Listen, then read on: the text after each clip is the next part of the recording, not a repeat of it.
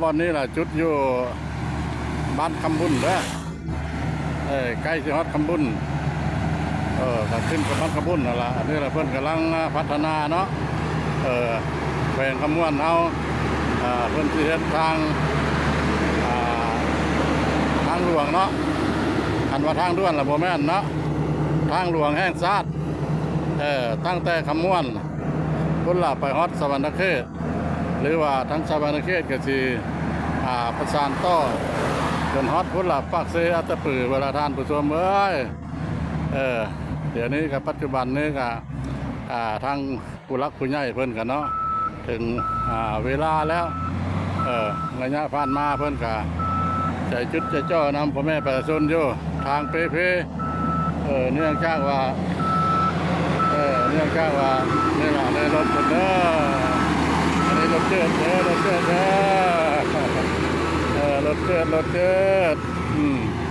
เนื่องจากว่าลาวเฮากับพบปัญหาหลายอย่างเนาะปัญหาหลายอย่างทางด้านเศรษฐกิจเป็นหนี้เป็นสินเกือบจะไปบ่รอดละลาวกันเลยปัจจุบันนี้เพิ่นก็มื้นหูมื้นตาได้แล้วเพิ่นก็พัฒนาเนาะแต่ทุกบ่อนทุกที่แต่บ่เว้าแต่ในเมืองซ่านเมืองหรือว่าทางหลวงเนาะเพิ่นก็เริ่มเฮ็ดแล้วแต่ละบ่อนละที่เฮ็ดหมดมาเบิ่งมาชมน้ำกันเด้อการพัฒนานี่แหละจุดอยู่บ้านคำบุญเด้อไปทางพุ่นแล้วมันไปขัวเซ่ท่านผู้ชมไปขัวเซ่นี่แหละสมัยนี้เนาะสมัยนี้นะเป็นสมัยพัฒนานี่รถมอโคฝนจกดินลงเพื่อนก็เอาดินไม้มาถม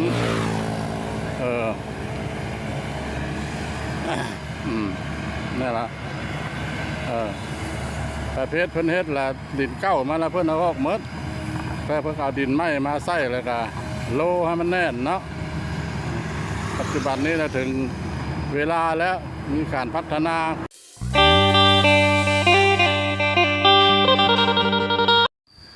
ทักทายสบายดีภาพบรรยากาศยามเช้าเนาะยามค่อยค่ำยามเช้าอยู่ราว9 โมงทางพระบ้านพระเลาะก็ได้ออกจากเมืองตะแคกมาในป่าอยู่ราว30 ลักเนาะ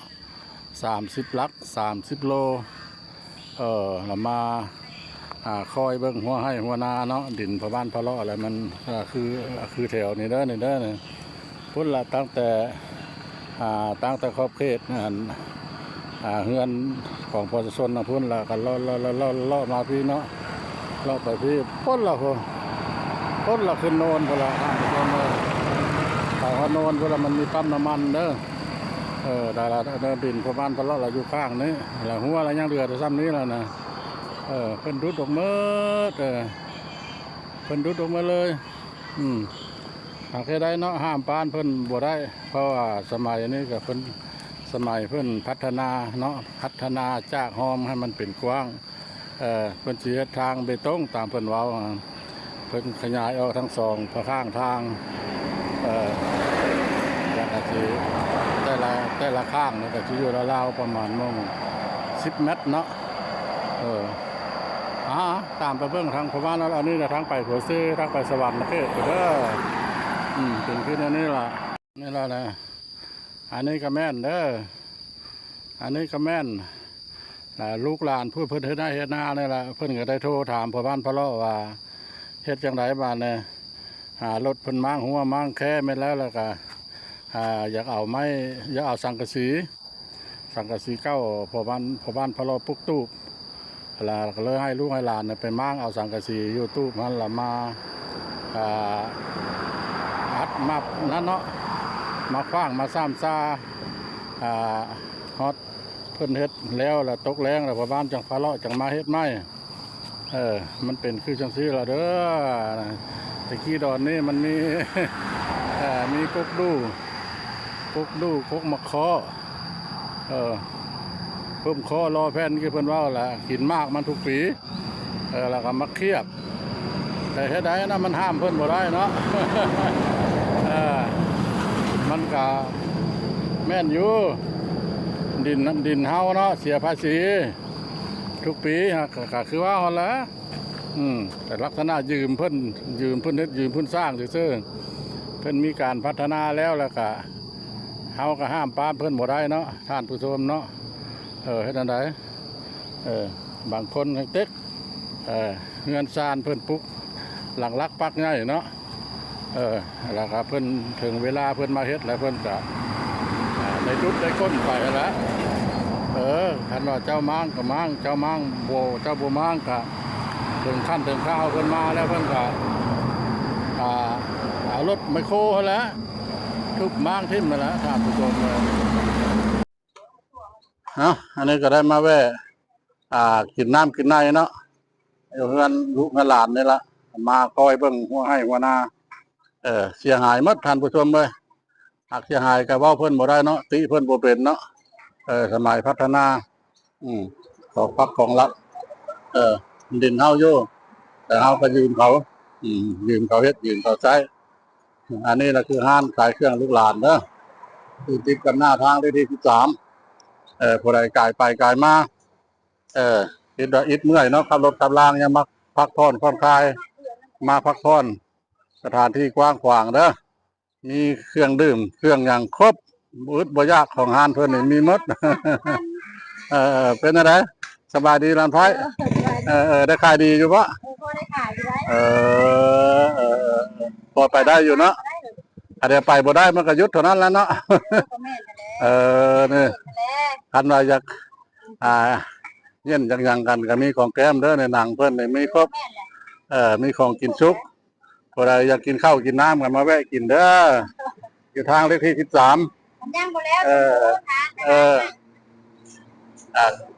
พักผ่อนก่อนกาย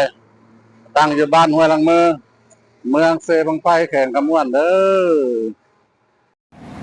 อันนี้เราตลาดนาสะอาดตลาดน้อยแคมทางตลาดน้อยแคมทางเป็นเครื่องคำของขายก็มีหลายอันหลายอย่างเนาะอันนี้มีมักเงาะมักเกี้ยงมักที่สั่งมีมดนะเป็นเห็นได้ขายดีเยอะเปิดฟ้ามักกล้วยเปิดออกมาทั้งได้อันนี้แต่มักกล้วยสุกขาเครือเนี่ยเนาะมาเต็มที่เพิดมัดมักกล้วยสุกขาเครือไปทางใดละหัวหน้าเพิ่นเด้ไปทางใดหัวหน้าเพิ่นเนี่ยหัวหน้าต่อมักกล้วยเต็มที่พี่มัดทานตัวเพิ่มอันนี้ปีใกล้เพิ่นขายอยู่หน้าสะอาดเด้อหน้าสะอาด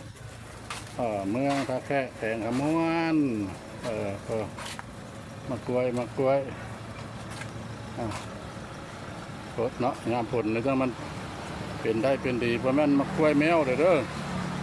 มากล้วยลาวสดได้นี่ได้กล้วยแมวเราบ่เห็นแล้วเดี๋ยวนี้เนาะมากล้วยแมวบ่มีแล้วเด้อไอ้เก้าอยู่นี่ล่ะมันมีแต่มากล้วยเมื่อยกล้วยแมวเดี๋ยวนี้เรามีแต่มะกล้วยลาวอ้อยต้อยการติดส้มเนี่ยแซ่บบ่แซ่บละกายไปมากายเลขที่13เนี่ยเด้อแวะซื้อแวะหาเด้อตลาดน้อยแคมทางนาซาดเมืองตะแคร่แข่งขมวนเพิ่นขายกับบ่ได้แพงแล้วมาต่อมาหาเอานี่เป็นแต่แซ่บเนาะผู้ใดอยากเฮ็ดแก้วเฮ็ดดองเอาไปโซเด้อ